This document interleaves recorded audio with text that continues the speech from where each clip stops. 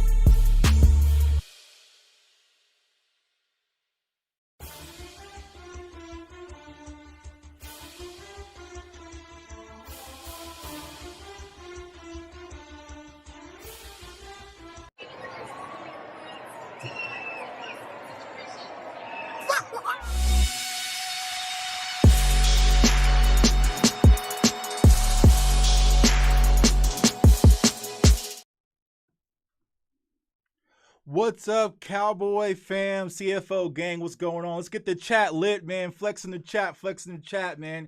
It's your boy J Tuck back with another episode, man. And we have a huge guest, my man Dave Sturchio, from the Jersey Boys podcast, also a writer from the Cowboys Wire. But go ahead, comment, like, and subscribe, or we're going to get into it. So, my man Dave, what's going on, man? Right.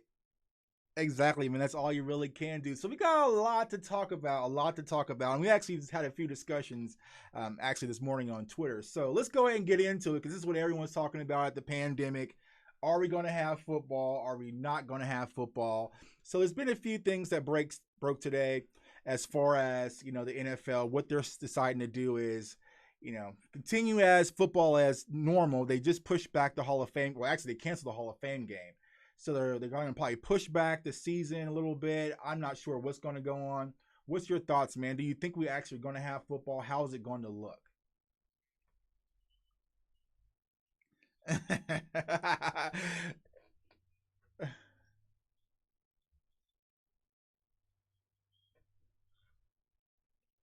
Actually, it just wasn't. We didn't know when they were going to do it, but Hall of Fame game is honestly the most pointless preseason game in history. None of the starters play. They might go out there for one snap and then they'll call it a day. So honestly, it was just for the backups anyway, and you can do that in practice.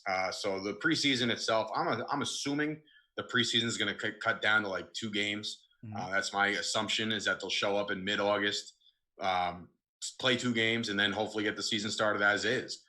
Whether there's fans in the stands, I don't know. I think what we read today, based off of your Ian Rappaports and your Adam Schefter's and your reliable sources, it looks like they're going to try to put fans in the stands based off of any kind of state restrictions. Like I know Dallas right now, Texas is getting slammed by this thing all of a sudden Exactly. after their opening. But I wrote an article about how the governor was letting like 50% of the fans in. So if you think about it, like first opening game, you're gonna have 40,000 fans in AT&T Stadium. So it seems unrealistic right now. It Mhm. seems like everything, all hope is starting to get lost with one cancellation. But I'm remaining optimistic. Yeah, and I get it. I want to remain optimistic, and the reason why, and I kind of explained this in the last show, is that I feel like the NFL never really had a solid plan when it comes to the COVID and the pandemic. I felt like they felt like it's going to be such at the end of the year that by the time the season came around, we either had like a vaccine or something would have changed Right. by then. So I feel like now that we're getting close, it's really like, all right, man. Well, this thing is starting to respike. The numbers are going up even higher than what they were before. So that's why, the fan of me, of course, I want to be out. We just talked about, going to the 49ers game a second ago. So I want to be out there with you, man. But it just feels like, how's it really going to happen? And if it's going to happen, will there really be fans there? So it sounds like the NFL is wanting to move accordingly as if the season's going to happen. But you have to think, you just mentioned, right? If we're only going to have 2 preseason games, let's say that, training camp might be pushed or delayed. How do you think that's going to impact this fantastic rookie class that we just drafted? They're not going to get as many reps, many looks, and for the people really trying to make the roster, how's that going to impact them?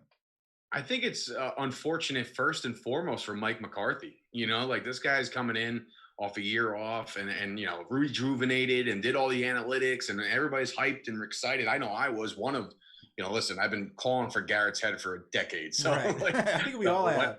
yeah, once that happened, it was great, refreshing. It almost didn't matter who you brought in. Obviously, you had the Lincoln Riley hopes, and you had the different things like, can we get college? Go, do we go pro? Mhm. But when Mike McCarthy came in, I'm like, wow, man. And I said it on my podcast. I was like, I don't think, even with all the Packers teams, even with the Super Bowl team that he had, I don't think he's ever had a team like this on paper Mhm. as talented as he has. So the fact that he's got this great roster to work with to start, it's difficult because now you got virtual things and training camp might be adjusted and Dak up until literally Monday wasn't participating and you had Andy Dalton learning the offense. So it's like Exactly. you really didn't know what to expect. But for this Dallas Cowboy team with the draft class that they had and the key free agents that they picked up and the guys coming back, I think, listen, and I'm optimistic. I always am. I'm Optimistic, a right? Cowboys fan. Unfortunately, we're always going in. There's a lot of Cowboy fans that 8-8, no matter what. Right. Eight and It was eight, a no matter safe what. bet. Yeah, safe bet is 500. But I'm the kind of guy that I see, the team they orchestrate and put together, and I have them winning like 11 games this year in McCarthy's first year. So it's gonna affect a lot of the lower ranked roster members, like the guys that are like on the cusp right now. Mhm. Like there's a couple guys on this roster that I look at, they're like, this could be a make or break year, but are they even going to get on the field? Like a Dorrance Armstrong, like a Antoine Woods, Right. like guys like that. Like, are they going to get enough reps in the preseason to even show that they deserve to be here. You know what I Especially mean? with a brand new staff.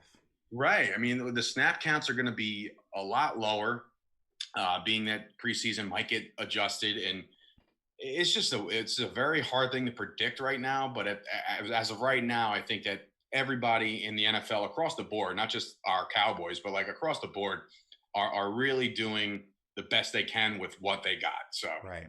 it's an even playing field right now. Exactly. It's an even playing field. Like I said, there's so many uncertainties and unknowns right now going into the season. Like, I want to stay optimistic, like I said, but every time Shep puts out a new article or we hear new news come out, I'm just like, it's another gut wrenching blow.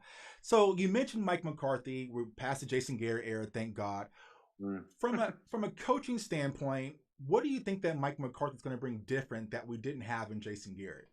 I think it's going to be more, this might sound ridiculous, but I think it's going to be simplistic, where you figured there was games last year where, against the Vikings, for instance, like, they're like, all you got to do is run the ball. Exactly. You know what I mean? Like, all you have to do are these simple things. And I think that Jason Garrett had a hard time simplifying the game. And you have a lot of guys on this roster that are really, really smart, smart football dudes. So you combine that with a Mike McCarthy right now, and I think that's like a recipe for success. I think he comes in, and not only just him, but the staff that he hired around him. Like, especially you add all these defensive line parts and Aldon Smith, and we're still waiting on Gregory, but then you got DeMarcus Lawrence, who is going to have one of those bounce back years. Right. But now they're being coached by a more aggressive pass rushing coach in Jim Tomsula. So I think everybody that McCarthy, not only the players, but the coaches that he established next to him to kind of make sure they all right the ship and they're all on the same page.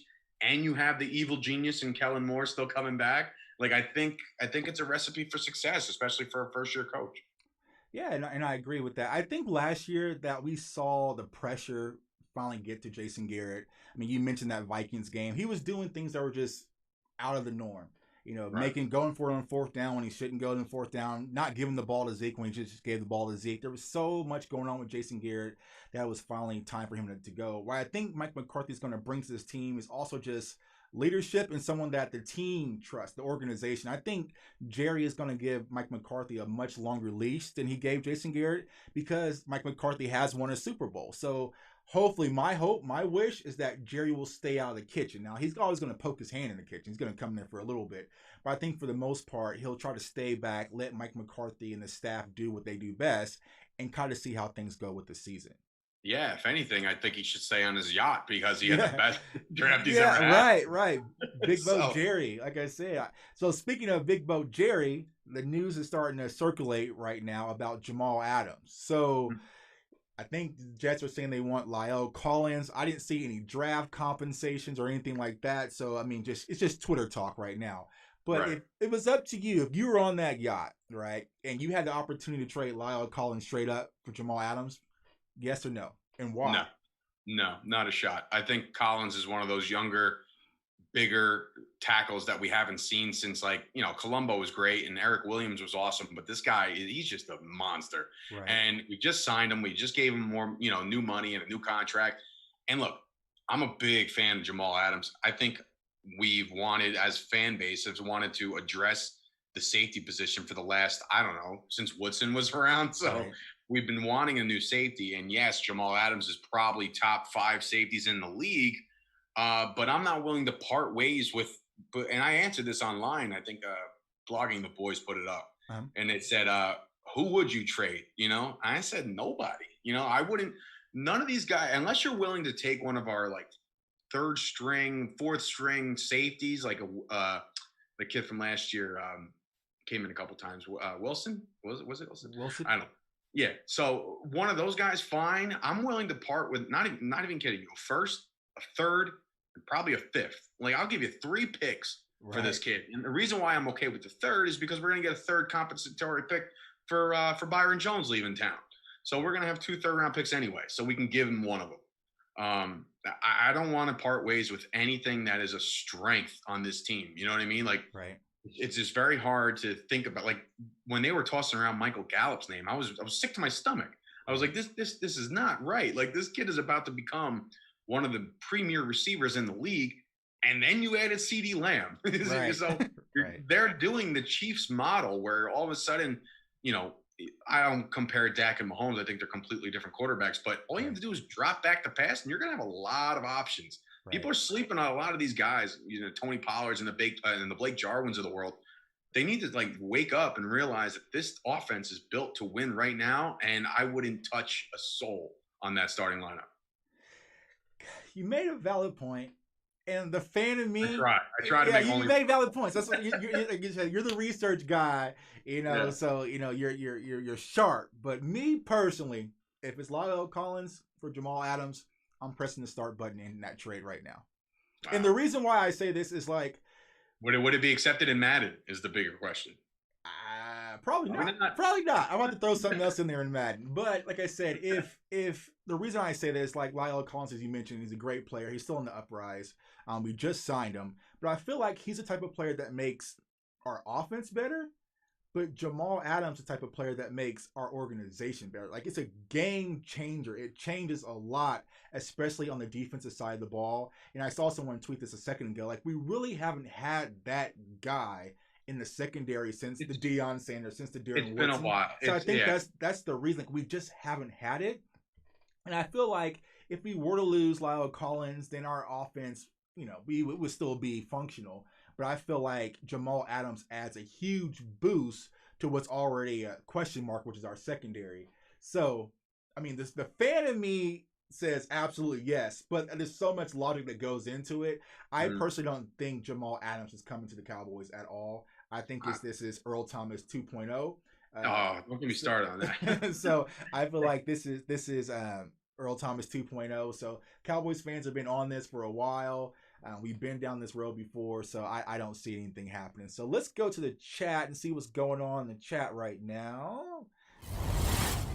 All right. So what's up to my boy KMT, man, in the chat? Salute. Shouts out to my boy Fabian TV. Dallas Cowboys for life, my man Sid. So let's see what questions we got. We got Dak's going to rip shit up. Absolutely. So how do you feel about Dak signing the franchise tag? Do you feel like it's still leverage on his side, or is this going to transition more to leverage on the Cowboys side? I think this is a great thing for the organization right now. I dig the problem is when you don't know the future of what the NFL is about to address, you don't know if there's going to be a season. So you see Dak Prescott and you have to think, you know what? I don't know if I'm getting paid. I don't know when my next payday is coming. Right. So if I just sign on the dotted line right now, you're getting a check for $34.1 million or whatever the cap hit was, you know, for this year. Exactly. I think he's betting on himself once again. Right. I think he understands, and it's funny. I finally got onto the YouTube and I see that you're wearing the exact same. Yeah. You know, shark tooth, right? Yeah, boy. Which Aikman actually gave me a shout out on Twitter about it, which is awesome. But whatchamacallit. So I think that with Dak Prescott, it's going to get done. It's just a matter of when. They have the July 15th deadline. This whole thing reminds me of what happened with DeMarcus Lawrence. Okay. You know, the tag was signed, and it felt like it was a night's sleep, and you woke up and he got the extension. So I think it's in the works. I think it's gonna eventually happen. I think Jerry, who loves to play this game of hardball, I think he's going to come back and say, all right, look, we'll give you the 4 years, wipe our hands clean. You know what I mean? Like, it's it. You know, enough's enough. Let's not get crazy with the, you know, the terms and the years and stuff. This guy's your future. Right. You didn't sign Andy Dalton to come in to be the starter. You signed him because we haven't had a backup quarterback since I don't even know what. We really haven't. And you can't even consider Dak Prescott a backup quarterback because he wasn't even supposed to be the backup quarterback. Right. You know what I mean? So I think that he's the long-term solution. He's the guy that's he's really gonna excel with this offense. And Mike McCarthy, another year under Kellen Moore. I think that this guy's the guy, and it's just a matter of you know, Jerry kind of just swallowing his pride one more time.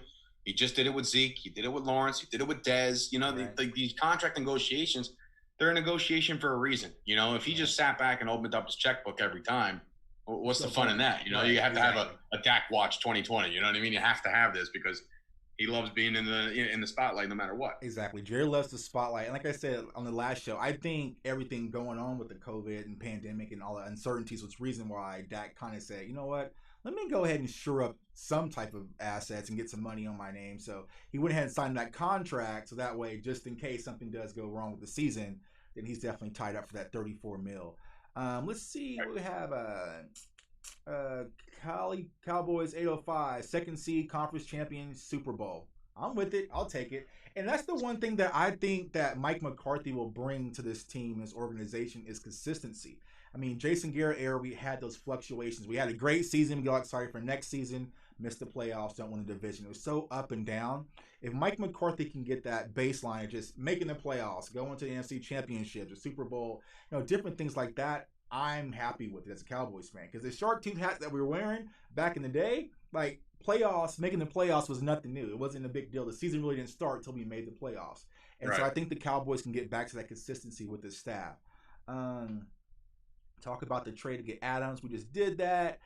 Dave says no. I said let's do it. And another thing, it's funny.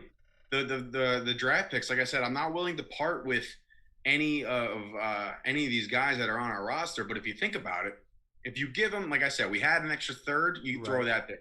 What if the first round pick is a 30th or 31st overall? Who cares? You know what I mean? Like if we're in the Super Bowl or the NFC Championship game, you're going to get a 29th overall pick. You know what I mean? So it's right away, it's worth it. I feel like you won't. We sat there at 17 this year and thought like, we're gonna have to settle, and then we struck gold. I don't know how the frick it happened, but it happened. I blew up. I blew up when we struck gold, man. Like I was the one that believed in CeeDee Lamb from the jump. Like way back in like February, I wanted CeeDee Lamb. Like I didn't think it was actually going to happen, but it really happened, man. And I'm excited about CeeDee Lamb. Let's see here. Yeah, my wife actually watched me react to that, and she didn't know grown men were supposed to react. Oh like that. Yeah. My wife. Yeah, my videos online, man. I blew up. Like I blew up, man. I was shaking, and I feel like the way 2020 has gone, like that's been like the one highlight of the year. Like I feel like that was it, man. And the whole draft, man, we just kind of just swept that draft, man. So I was so excited. Let's see here. Tribute to McCarthy too. Adams is a box safety. He only had 2 interceptions in the last 3 years. Yeah, but he's a game changer, my man. He's a game changer. You gotta think he's also been playing for the Jets.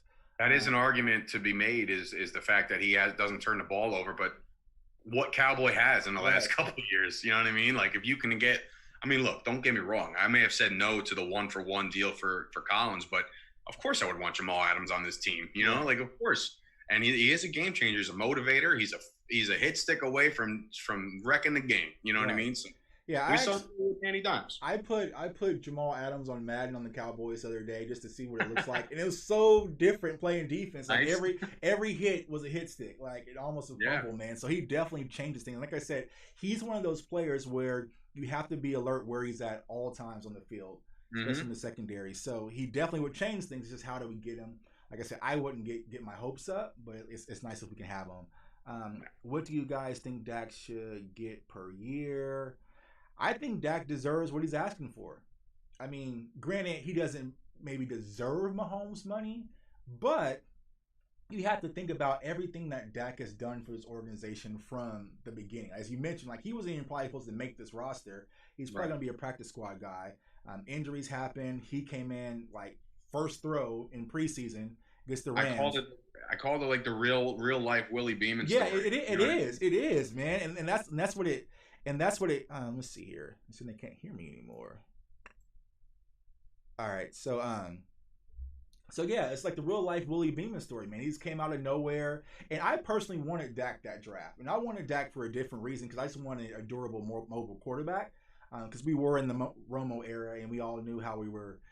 Could you imagine if this team took Paxton Lynch like they wanted to? Right. Would have been, or what was the other guy? Connor.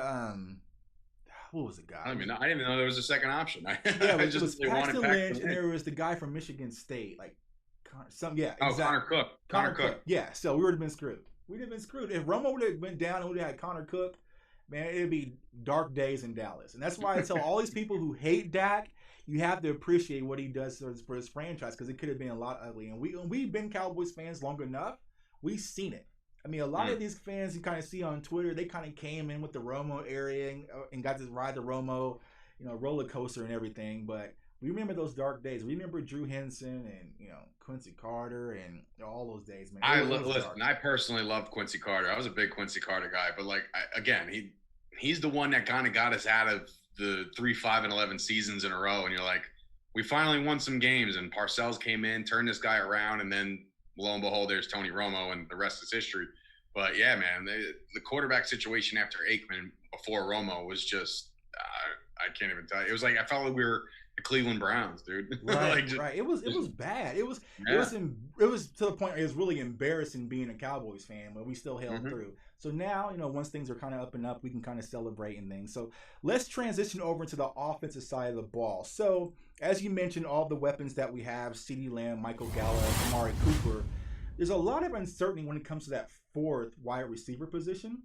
And I saw you wrote the article on Noah Brown, but who do you think is going to be the player that's going to take that fourth wide receiver spot as far as the depth is concerned? Des Bryant.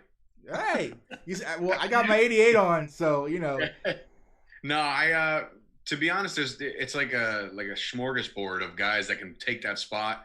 Yeah, I wrote the article on Noah Brown. Cedric Wilson's good. I like Devin Smith for his speed. I think he's one of the faster guys, and that guy's coming off of how many ACLs injuries. But I think that they can either address it from outside the box. I don't foresee them making any like free agency splashes. I know there's a couple guys still out there that can fill that fourth role. Do you think Tavon would have an opportunity to come back? That's the thing. I like Tavon as a return guy, but as a receiver, I don't know. He just never found that niche with us. I mean, obviously, I was there. I went to opening night when he caught that touchdown from Dak Prescott against the Giants a couple years back. Right. And that place, the whole stadium was shaking. Right. My dad was like, "This the walls are shaking." Like, I know. But like I said, he's got the speed. He's more of like they're all interchangeable. But I think like if you're looking for a blocker, you got Noah Brown. Cedric Wilson has just been like MIA. So it's up for grabs. You know what I mean? And that's what makes good. That's what's going to make the fourth wide receiver position so good, because there's such a diverse amount of guys going for one spot. And they're not going to stop at 4. They might keep 5 or 6, but guys that are going to see the field, you got to see the field. You can only have so many players. Do I think that the Cowboys are going to come out with a lot of 4 wide receiver sets? No, I don't. But if it happens, you need somebody that's going to contribute. Right. And what are your thoughts about using Tony Pollard more in the wide receiver position? I think Pollard is a complete X factor. I really like the kid. I think that he's very Swiss Army knife. I guess you can use the they tried to use that for Tavon Austin, right? Like a web back. I'm like, I don't want to hear that anymore. Right. But I think Pollard was just scratching the surface, man. I really think this kid is like an Alvin Kamara, where he's a change the pace kind of guy. Zeke's gonna lower his shoulder. This guy's gonna break your ankles. You know what I mean? Like they're 2 completely different running backs, and if you spread them out wide, he's a problem. He's somebody you have to cover, and he's going to draw attention. So sometimes in the NFL, drawing attention is almost as good as getting the ball. You know what I mean? Like if you're singled up on a corner, or a safety has to give you some respect, or you take the Mike linebacker out of the equation, there's so many things you can do. And I think that Tony Pollard being that change of pace back is a really good thing for the Cowboys this year, especially with the offense kind of picking up where it left off last year. Gotcha. So, we spoke about the CeeDee Lamb addition. What is your expectations for him coming out the gate for his rookie season? I expect him to play in the slot, and I expect him to possibly – I don't really want to risk making him a kick returner or a punt returner. I don't think that's smart for the Cowboys. I think they really need to address the return game, and I fully expect the special teams to be a lot better this year with Bones Fossil as the guy, as the coach. But – I think CeeDee Lamb, the expectations are very high. I think that they're rightfully high, and I think that him falling into the lap of an offense that was a couple pieces away from just blowing the doors off a lot of these teams, he could be the guy that could put him over the top. And I think that, again, just like I said about Pollard, there's going to be attention on this guy. You know what I mean? So imagine you can't double Amari Cooper. Imagine the safety can't help with certain guys, and CeeDee Lamb gets in the open field. There's a lot of options, man. This is like a very Chiefs-like offense where, they had the Tyreek Hills and the Hardmans and the, random receivers left and right, but they were always open. They Yeah. were always open. So I think that CeeDee Lamb's going to open up the entire playbook. And as much as I like CeeDee Lamb, I'm very excited. I'm very excited about Blake Jarwin not worrying about his snaps being taken away from him this year. And I love Goat. I love the Goat. I love Witten. Don't get me wrong. I had a big fat head of him up in my man cave. Yep. But last year I think it was just a kind of waste of time. You know. Yeah, like I said, I was guilty. I was one of the people who wanted Waiting back, and it's more production over names because, like I said, I got my Dez shirt on. So if Dez wanted to come back, I would welcome him with open arms. But it'll probably be the same situation where we're thinking about, all right, we need to really get this guy off the field. So when it comes to the offensive side of the ball, we spoke about the O line with Lyle Collins. So it seems the question mark on this O line is going to be the center position. So how do you think the center position is going to hold up for this year, losing such a cornerstone that we lost with Travis Frederick? It'll come out soon on the Cowboys Wire. We've been doing player profiles, and I just wrote and finished one today on Joe Looney. And I really, really believe in Joe Looney's ability to be the starter. The only reason why I jump all over this guy is because he did it already. Right. We weren't prepared to lose Frederick that year to his illness. Yep. So Looney came in, and they went to the playoffs, and they won a playoff game, and Looney was the guy the entire time. Right. So I truly think that a guy like Joe Looney can fill that role right away. And you want to put a fire under his ass, you draft a Tyler Valdez, you know what I mean? Like out of Wisconsin. Right. You draft or you have a guy like Connor Williams take a couple reps at center just to kind of give you some competition. But I'm fully expecting Joe Looney to be the guy and do well at it. We saw him do it already. He's got the proven track record, and that 1 year deal that we gave him just gained a whole lot more value. Yeah, and absolutely, and I'm confident in Joe Looney, as you mentioned. He's veteran leadership who's been there before, and as we mentioned earlier, with the shortened season, you're going to want people who kind of know the ropes. I think Tyler, I call him Tyler Badass, but it's going to take him a minute to kind of get up trained to the NFL life, and it's going to take him a while to get accustomed. So I think Joe Looney's going to be that plug and play player from day one. Yeah. Now going to the tight end position, we talked about Blake Jarwin. What do you think Blake Bell's actually going to bring to the offense? Because I know it was kind of between Dalton Schultz, and I did an episode between Blake Bell and Dalton Schultz, but I think Blake Bell will be that second tight end. So what do you think he's going to bring? I feel like Dalton Schultz hasn't got, again, you talk about opportunities and snap counts. I feel like Dalton Schultz wasn't on the field enough because Jason Witten was there. And when they did do two tight end sets, it was Jay and Blake Jarwin. So, like, you didn't see enough out of Schultz, and you don't know what he has yet. I'm not ready to cut him. I'm not ready to say he's not going to be worth it. But as far as Blake Bell, that's a good signing. And again, I think character is a big thing. When you bring in a Mike McCarthy as a coach who's won a Super Bowl, or you bring in a Blake Bell that's going to go into that locker room and show off his shiny little ring, right? You know what I mean? That's going to say something. That's going to jazz a lot of these guys up, and it's going to say, man, I kind of want to be that guy. I want to have that ring. As far as a role in the offense, remains to be seen. You know what I mean? Here's a guy that was behind Travis Kelce. So do we know what he's capable of doing? Yes, we've seen some film on him, but do we think that he has this massive ceiling? We don't know yet. But imagine having that kind of three-headed thing again, just like with Looney with competition. Jarwin, yes, he signs the contract. He's TE1. You know what I mean? He's the guy. But I think having a Blake Bell and having a Dalton Schultz and having a couple other guys that you can't even pronounce are on this team. It's gonna be good for competition and make camp interesting, and it'll fire these guys up, and hopefully we get the best out of everybody. Right. I agree. I think Blake Bell's gonna be one of those people who are just a competitor. As I mentioned, he kind of reminded me of what Tebow would have been if Tebow would have just took the tight end position and stayed. He's just one of those hard-nosed guys. Because actually, he grew up in the town I grew up in, Wichita, Kansas. I've watched him since high school and when he went to OU and everything. So I think he's going to be one of those people who just fight for their position and does whatever he's asked to do. So let's go to the chat. Let's see what's going on. Chat is popping tonight. Looney is a really good guy. Looney has big shoes to fill, but I believe he will pull it off. Okay, our offense is stacked this year. Do you think that our defense is stacked as well? I think our secondary needs work. I think that's the question mark all Cowboys fans have. It's the secondary. What's crazy is, I swear to you, and I know this is going to sound like a crazy hot take when it comes to Cowboys fans, but I think the secondary is better on paper than it was last year. Okay. I truly look. Byron Jones was and is an incredible cornerback, and when it wasn't like a Dion-esque where you wouldn't throw at him because you still threw at him. He didn't turn the ball over, which is kind of frustrating. But this year, you add Diggs, you add, obviously you have Anthony Brown, you have Jordan Lewis, and you have Cheetah Bay.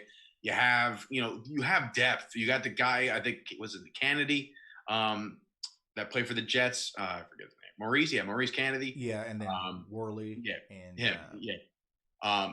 He's coming in. I think they're deeper at corner, and then they drafted another kid 2 rounds later. So you look at this team as a whole up front with the corners. I think they're great.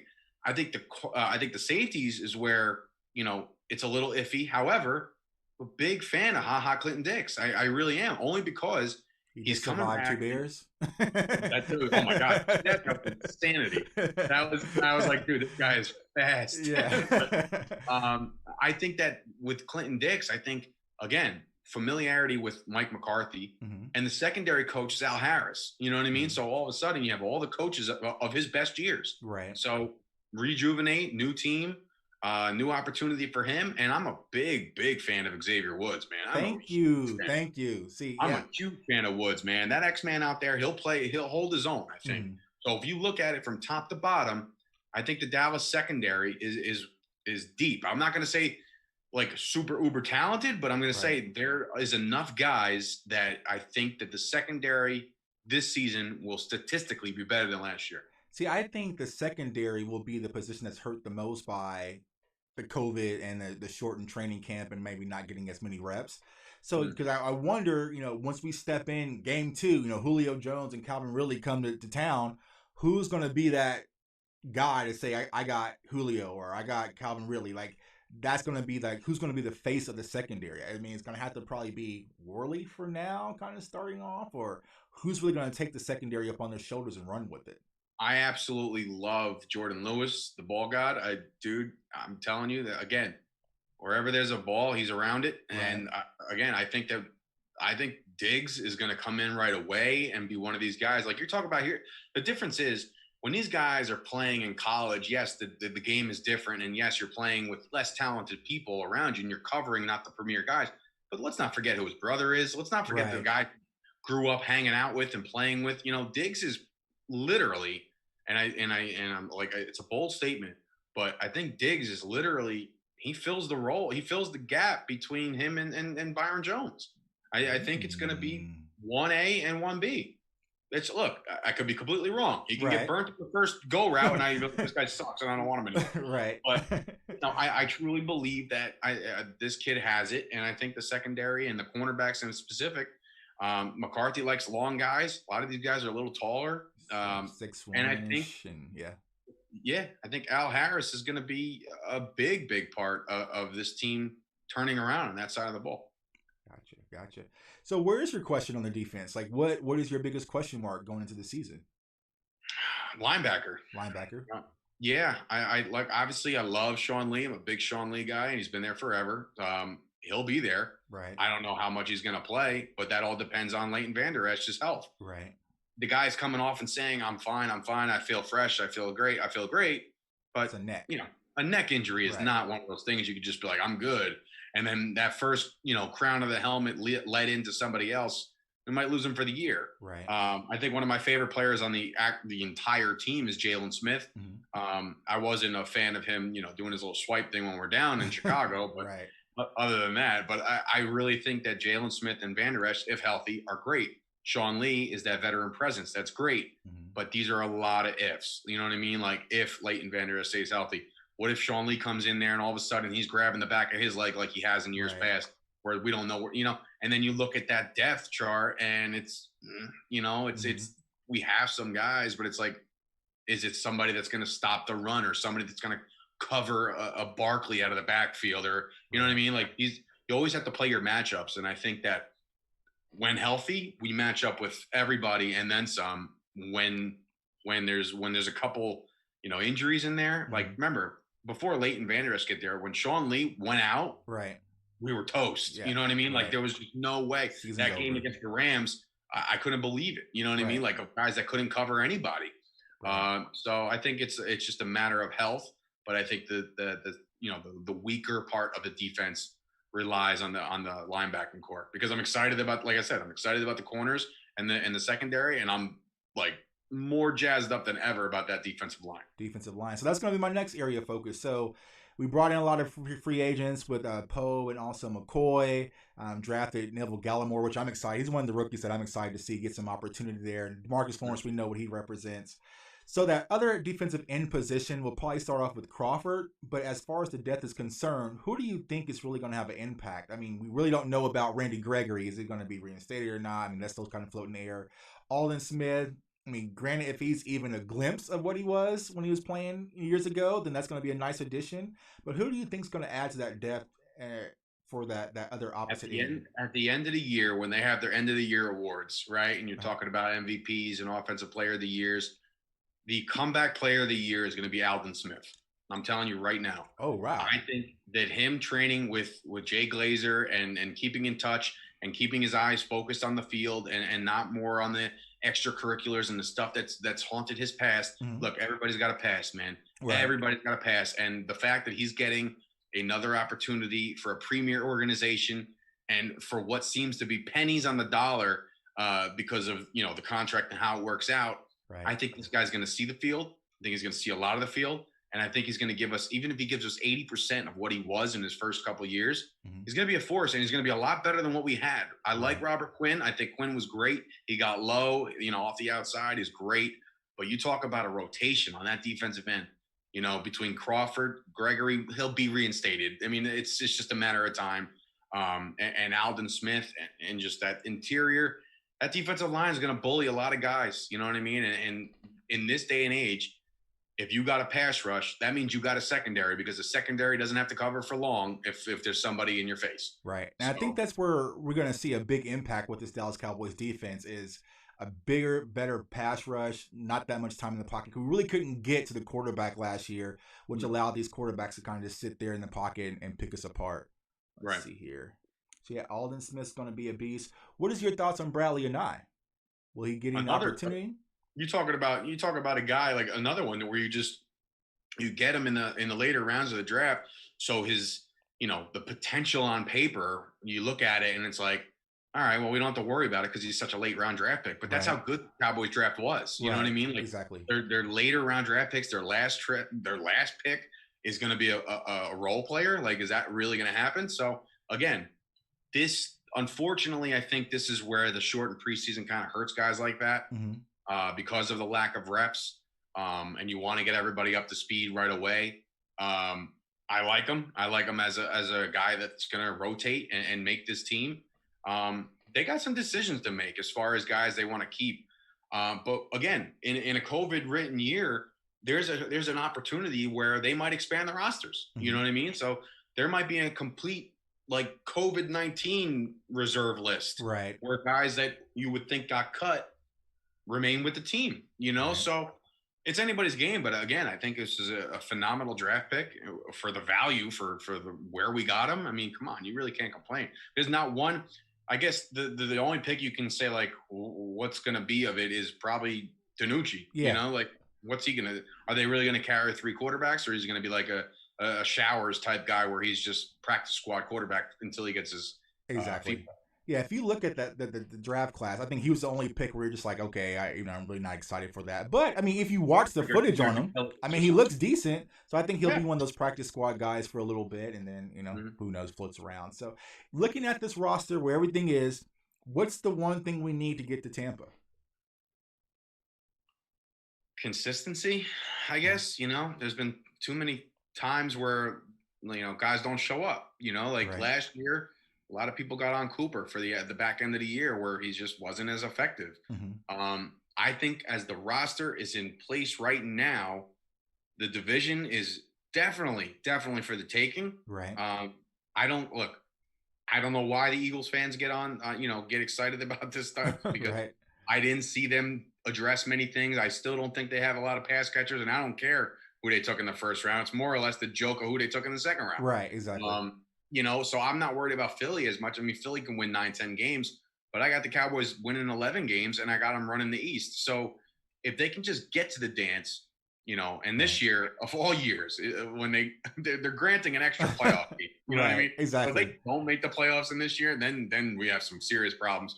But I think once you get there and you get a home game and you're rolling at the end of the year, I think the team stands as is well enough to make a run right now. I mean, I don't foresee them trying to go after any, high profile guys or trade deadline moves or anything like that. I don't see that. I see this team as it stands right now.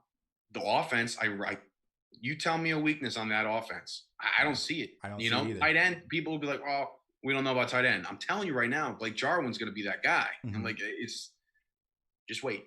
Right. just wait. Yeah. And we have a coaching staff that's going to be able to utilize those weapons, make smart decisions, and get us over the hump, man. Right. Well, Dave, I appreciate you stopping by, man. So tell everyone where they can find you and find more content from you. Yeah, man. I'm a co-host of the Jersey Boys podcast. I mean, it's more or less a little bit of a comedy podcast, but where it's three guys out of New Jersey that we grew up here as Cowboy fans. This is enemy territory, obviously, with the Eagles right down the street and the Giants up off of the Turnpike. So it's a funny podcast. We just started. We're about 8 episodes deep. You can find me at Dave Sturchio on Twitter. And, of course, all the links to the podcast are there. I also write for the Cowboys Wire, which is in association with USA Today. So I've been doing that since January. So now we're on 6 months of writing for them. So, yeah, that's really all I got right now. And then, just keep building. And, obviously, we're all just kind of crossing our fingers, making sure that we get a football season this year. I'll try to be more positive, man. I apologize. Man, I'm like, I like this guy. He's funny as hell. But do I got to mute his ass already? Like I know. Well, like I said, I get disgruntled, man. Like, I probably, since this whole 2020, man, I probably canceled 5 vacations now. And every time I push one back and it gets canceled again. So I'm getting to the point where it's like I can't take it anymore. And I tell you what I did. I facelifted my backyard. So I made my own vacation spot because I knew I wasn't going anywhere anytime soon. So I was like, you know what? What the hell? Hopefully my wife didn't hear you say that, man. So Dave, man, I appreciate you coming on. We'll definitely have to have you back on once the season starts. We'll have you back on, man. So, and I'll post your links and everything in the chat and on the description, man. And definitely follow this guy, man. Great guy, man. We always talk on Twitter. I was like, man, I got to have this guy on the show, man. So I appreciate you stopping by, man. You guys have a safe evening. Stay safe out there. And we'll be back, man, with another episode sometime next week, man. Shouts out to everybody in the chat for joining in. And we'll be back and we're signing off. Go Cowboys. Go Cowboys.